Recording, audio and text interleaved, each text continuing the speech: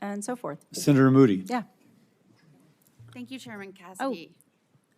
Hello, congratulations on your nomination. Thanks for being with us today. Yeah, thank you. I wanted to follow up on something my colleague, Senator Banks, brought up, and you mentioned that you had not had a conversation about this, but I'm hopeful that you have paid attention to what's been going on and studied what's been happening to so many children throughout our nation, especially over the last 4 years. It is common knowledge now, it is not a political opinion, that under the Biden administration, hundreds of thousands of minor children flooded into our country.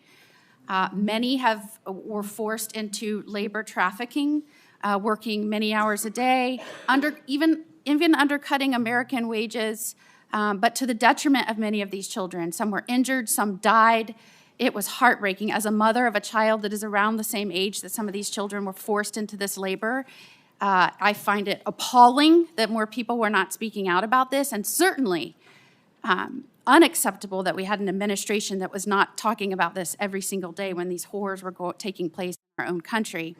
Florida was so upset about it, we kept asking routinely for more information from the administration so that we could monitor what children were in our state and care for them and account for them. We even launched a grand jury investigation.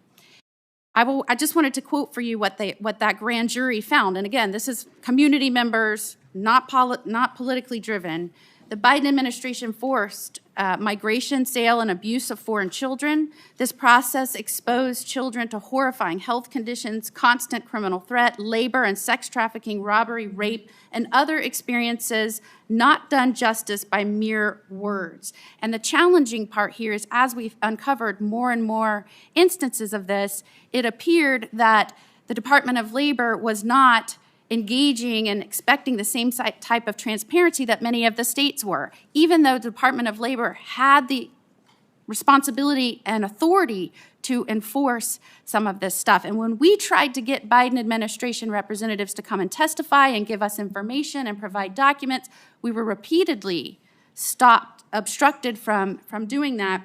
And in fact, they responded to one of our requests that they show up by saying the state had failed to show how it was in the interest of the agency, when all we were seeking to do was to fight in the interests of the tens of thousands of lost children. And so I will ask you, if you are given this enormous responsibility, do you commit to doing everything in your power to enforcing the child labor laws and working with the states that so desperately want to protect the children in their states, that believe they have the responsibility and the ability to do that? 100%, Senator. As I mentioned, what has happened over the last 4 years has been horrendous. It is not something that the United States should stand for. And again, it is not a political issue. This is protecting children. And we should not ever allow that to happen in this country. And I 100% commit to you that I will work with you, your office, and any other office in order to protect those children and understand that we should never accept this in the United States. There was some words recently promoted in a memo by President Trump and his administration, radical transparency. And I think that is essential in moving forward from these agencies so that the people understand what is taking place in their country under their noses, because we know any power that rests in this government rest with the consent of the governed. And I think as we are waking up to what has been happening, many are saying we never gave that consent. And we as a Congress need to hold the agencies accountable to that. I want to now direct your attention to right-to-work laws in states that have chosen to pass right-to-work laws, like the state of Florida.